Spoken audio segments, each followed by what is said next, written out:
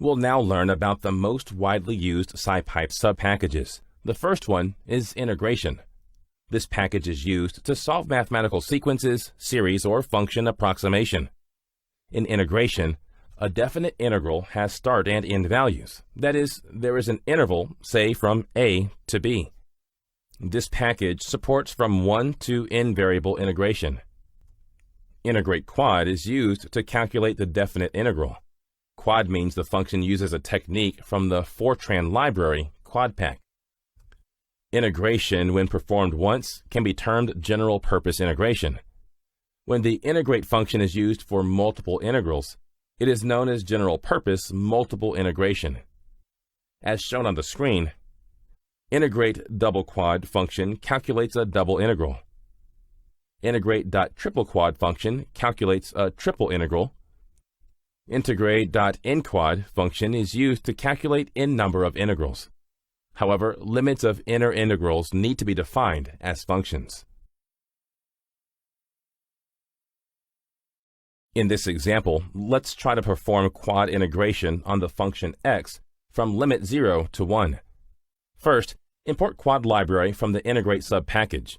Then, define the function which will return the function value. Now, pass function and limits to the quad function and view the result. Similarly, let's define a function for ax plus b, and then declare the values for a and b. Access the quad method and pass function and limits for the integration, which is from 0 to 1, and then pass the argument as a and b in the main argument parentheses. Now that you have learned about general integration, you can take a look at multiple integration and how it works. First, import the integrate subpackage. Then, define a function which will accept two values and will return the values for x plus y. Use double quad for double integration and use lambda built-in functions to perform multiple integration. Paste the function f and the limits 0 to 1. Lambda is used to define the range of integration. It evaluates the first condition and then the second condition. Here, since the second condition is lambda x2, it will perform the integration on the first integration. The next important package is the optimize package. Optimization is the process to improve performance of a system mathematically by fine-tuning the process parameters present in the function. With the help of optimization, you can select values and find the maximum and minimum for a given dataset. Optimization is widely used in scientific computing. Lots of algorithms are provided with the optimized package, such as BFGS, Nelder-Mead simplex, Newton conjugate gradient, COB-YLA, or SLS-QP. Shown on screen is the method optimize-minimize, which takes the function f, xo, which is the lower limit in a given range, and the algorithm BFGS helps optimize the value 0. Besides minimizing functions, the optimized package also provides an API for root finding and curve fitting, which are also challenges in minimizing. To find the root value, pass the HYBR algorithm in the root method. In curve fitting, with the means of the curve fitting algorithm, we specify the upper limit and the lower limit and accordingly fit the curve. For curve fitting, pass the specific upper limit and lower limit, which are x data and y data as shown here in the optimized curve fit function. Let's dive further into the optimization function and take a look at how to use the optimize subpackage in scientific computing.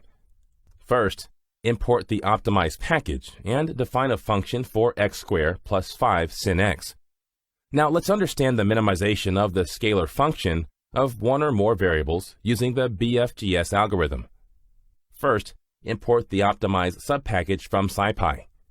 Next, define a function f with its value as shown on the screen. Use the optimize minimize function using the BFGS method and set the options method to true. As you can see, the option methods set to true display convergence messages such as current function value, iterations, function evaluation, and gradient evaluation.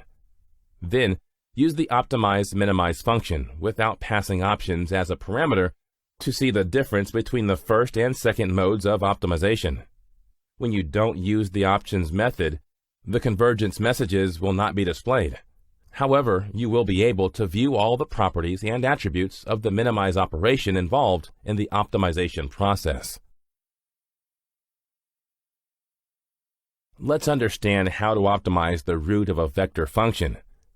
Define a function, root function x, which is a callable function and will return the value as seen on the screen. Then use the root method to find the root and view it. In this case, pass the root value as 0.3. When you call the variable root value, the output shows function values and array values.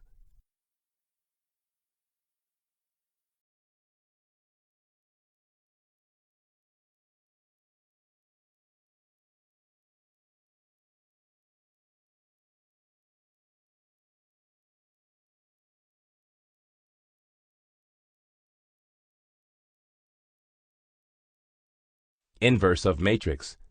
This function is used to compute the inverse of the given matrix. Note that the matrix which has to be inversed should be a square matrix, such as 2 by 2 or 3 by 3.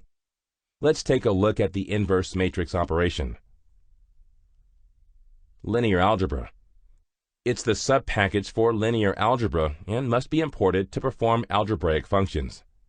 Let's define a matrix with the help of NumPy array and view it.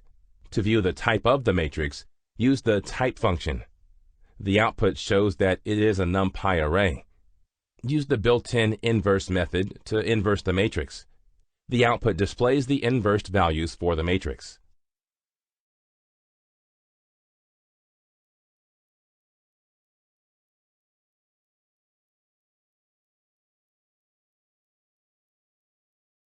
Finding determinant.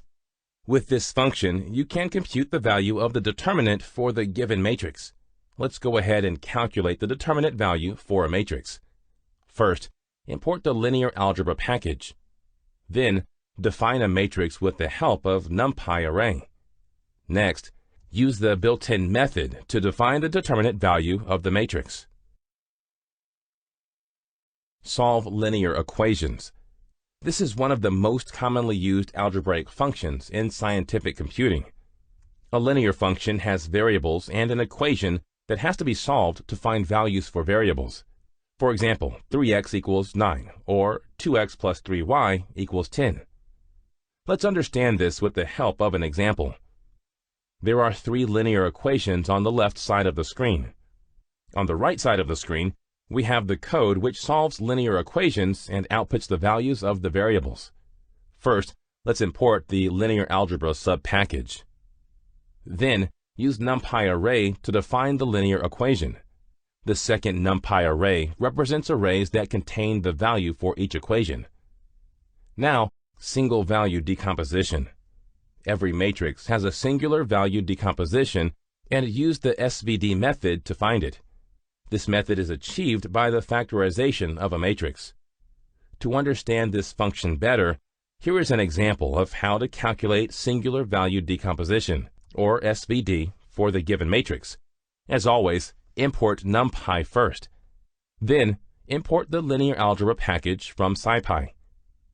Next, define a matrix with 2 issues and 3 columns. The command linear algebra SVD will return U, VH, and sigma as an array of the singular values. U is a unitary matrix which holds values collected by columns. VH is values collected into the unitary matrix. Sigma is the square root of eigenvalues of the given matrix. Eigenvalues are values that are associated with a linear system of equations.